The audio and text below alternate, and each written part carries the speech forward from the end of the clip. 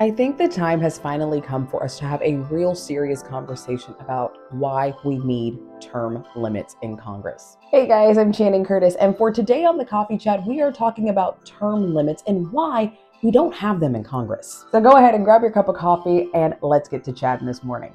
So you probably heard the story of the representative out of Texas, Kay Granger. Back in December, she made headlines because a reporter from the Dallas area discovered that she hadn't voted in Congress since July and actually had been living in a senior care facility. Now, since then, her son came out and said that she is having some health problems and is living there, but is not in the memory care part of the center. But it still leaves a lot of people asking, how was this able to happen? And why was nobody aware that this member of Congress was missing for so many months? And not only was she not voting, but well, her office had been closed down as well. And she's not the only story that's like this. A lot of us probably remember Senator Dianne Feinstein. Of course, she was the legendary senator out of California. However, the last several months of her serving in the US Senate, she drew heavy criticism from even her staunchest supporters for not showing up to all of the different voting opportunities. And Democrats even tried to oust her from the Senate Judiciary Committee. They weren't successful, but they still tried. So the average age of a U.S. House of Representatives member is 57.9 years old, and for a senator is 64 years old. So just for fun, let's look at some of the ages of some of our top elected officials. Of course, we have President Donald Trump, who is 78 right now, but was 70 when he was first elected. Former President Joe Biden, who is 82, but he also served in Congress from 1973 until 2009 when he became Barack Obama's vice president. Then we have House Speaker Mike Johnson, who's 52 years old and has only served since 2017. Majority Leader Steve Scalise, who is 59 and has served since 2008. And Representative Nancy Pelosi out of California, who's 84 years old. She's served since 1987.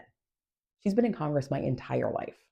Right now, on average, our congressional members have served about 8.5 years, which is about 4 terms. And in the Senate, 11.2 years, which is just about 2 terms. So in early January, Senator Ted Cruz out of Texas actually proposed a constitutional amendment that would actually limit congressional terms. It would limit senators to 2 6-year terms and representatives to 3 2-year terms. And like him or not, Ted Cruz has actually proposed similar constitutional amendments in 2017, 2019, 2021, and 2023. So the case for term limits actually has a long history, and it dates all the way back to, well, the founding of America. Because while several of our founding fathers, including Alexander Hamilton, wanted presidents to serve for life, a lot of people were concerned that, well, that would turn America into a Great Britain 2.0, which, yeah, probably would have. So because they couldn't come to any type of agreement, they just decided not to impose any term limits at all on, well, anyone. Instead, what ended up happening was, well, our first president, George Washington, ended up setting his own trend. After his second term, he voluntarily stepped down, and it just kind of became the popular thing to do with presidents. And that's kind of the way things were done. It was a little bit of a gentleman's agreement that the presidents would not run after 2 terms.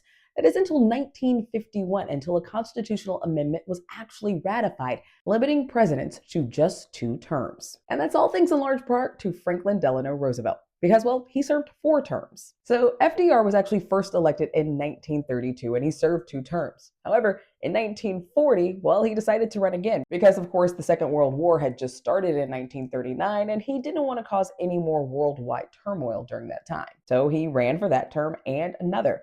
And yeah, ended up serving until his death in 1945. So not long afterwards, of course, a constitutional amendment was ratified and put into place in 1951, limiting the president to serving just 2 terms.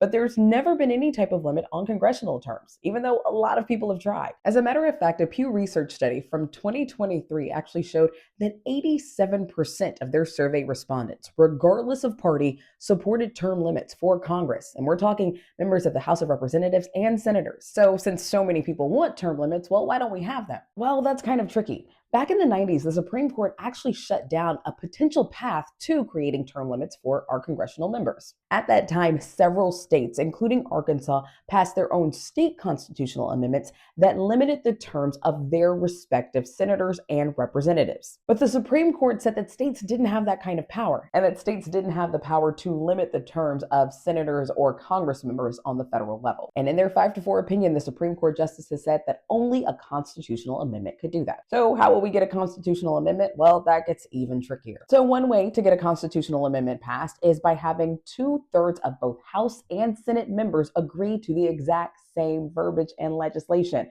And then on top of that, you have to get 3/4 of states to also agree to this in order to ratify it.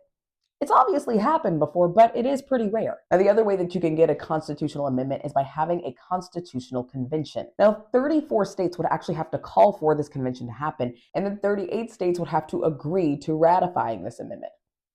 It is worth noting that this has never happened before, so I don't know if it would happen anytime soon either. So what do you think? Do Congress members need term limits? Leave your thoughts there in the comments section, and be sure to join the live show of the Coffee Chat on Sunday evening at 7 p.m. Central Time, where we will be talking all things term limits and, of course, so much other new stuff too. In the meantime, though, give me a like and hit that subscribe button for more daily news content just like this.